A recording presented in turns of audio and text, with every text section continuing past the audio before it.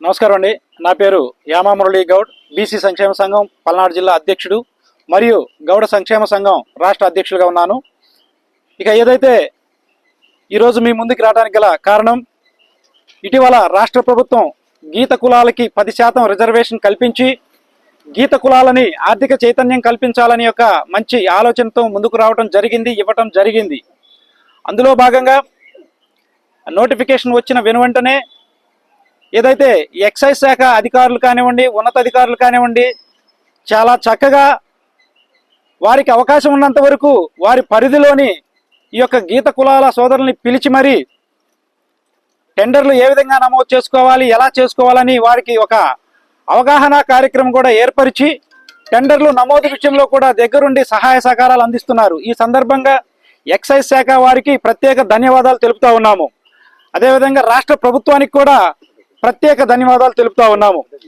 ఇక విషయంలోకి వెళితే, గత 3 రోజుల నుంచి చూసుకుంటా ఉంటే పల్నాడు ప్రాంతంలోని ముఖ్యంగా ఏదైతే మన మాచర్ల నియోజకవర్గంలో గౌడ గీత కులాల సోదరుడికి అక్కడ ఉన్నటువంటి ఎమ్మెల్యే అనుచరుడిగా చెప్పుకుంటున్నటువంటి ఒక వ్యక్తి ఈ గీత కులాల సోదరుడిని ఫోన్ చేసి మరీ బెదిరిస్తూ ఉన్నాడు. ఏమయ్యా, మీరు ఎలా వేస్తారు?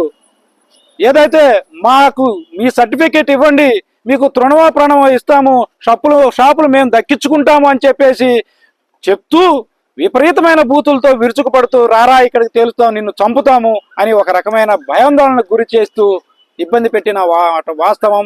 ఆ ఆడియో వచ్చేసి అన్ని సామాజిక మాధ్యమాల్లో వచ్చిన మాట వాస్తవం. ఇది అందరు చూశారు. అయితే ఇది బయటకు వచ్చిన ఒకటే ఒక విషయము సామాజిక మాధ్యమాల్లో, కానీ ఇలాంటి రానివి పల్నాడు వ్యాప్తంగా ఎన్నో ఉన్నాయి. మాచర్లో ఇంకొక వ్యక్తి కూడా ఇలాగే చేస్తున్నాడు. ఏదైతే అతను డైరెక్ట్ గా పబ్లిక్ గా అంటున్నాడు, గీత కులాల వాళ్ళ దగ్గర నుంచి నేను లైసెన్సులు తీసేసుకొని 10 కాదు 20 కాదు 30 అయినా వేస్తాము, ఎవడొస్తాడో రండి రాని బెదిరిస్తున్నటువంటి వైనం. ప్రభుత్వం దృష్టికి కూడా మేము ఇలాంటి విషయాల్ని తీసుకువెళ్తూ ఉన్నాము. ఖచ్చితంగా ఇలాంటి సంఘ విద్రోహ శక్తులని ఖచ్చితంగా ఈ ప్రభుత్వం అడ్డుకట్ట వేయాలి.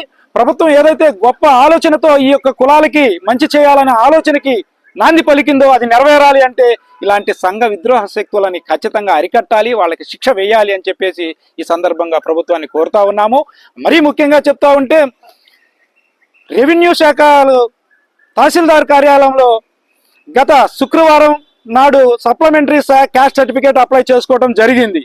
ఈ రోజు వరకు కూడా క్యాస్ట్ సప్లిమెంటరీ సర్టిఫికేట్ ఇవ్వకుండా అక్కడ తహసీల్దార్ కార్యాలయంలోని అధికారులు ఇవాళ రేపు అంటూ తాత్సారం చేస్తూ వాళ్ళని అడ్డుకునే ప్రయత్నం చేస్తూ ఉన్నారు. ఇక్కడ మాకు ఒకటే అనుమానం కలుగుతూ ఉంది.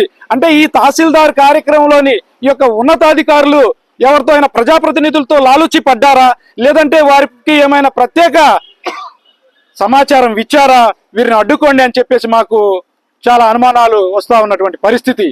కాబట్టి ఇలాంటి వాటిని కూడా గుర్తించి రెవెన్యూ శాఖలోని అధికారులు తక్షణమే ఈ యొక్క గౌడ గీత కులాలకి సప్లిమెంటరీ క్యాస్ట్ సర్టిఫికేట్ ఇచ్చే దానిలో ఎటువంటి తాత్సారం లేకుండా వారికి అందించి వారి ఆర్థిక చైతన్యానికి తోడ్పడాలని చెప్పేసి సందర్భంగా కోరుతా ఉన్నాం. అదేవిధంగా ఎవరైతే అధికారులు ఇవ్వమని చెప్పేసి గట్టిగా ఉన్నారో వారిని లిస్టు కూడా తీస్తాము, ప్రభుత్వ దృష్టికి తీసుకువెళ్తాము. ఇలాంటి అవినీతి అధికారులపై శిక్షించేదానికి ప్రభుత్వంపై ఒత్తిడి తెస్తాము అని చెప్పేసి ఈ సందర్భంగా తెలియజేస్తా ఉన్నాము.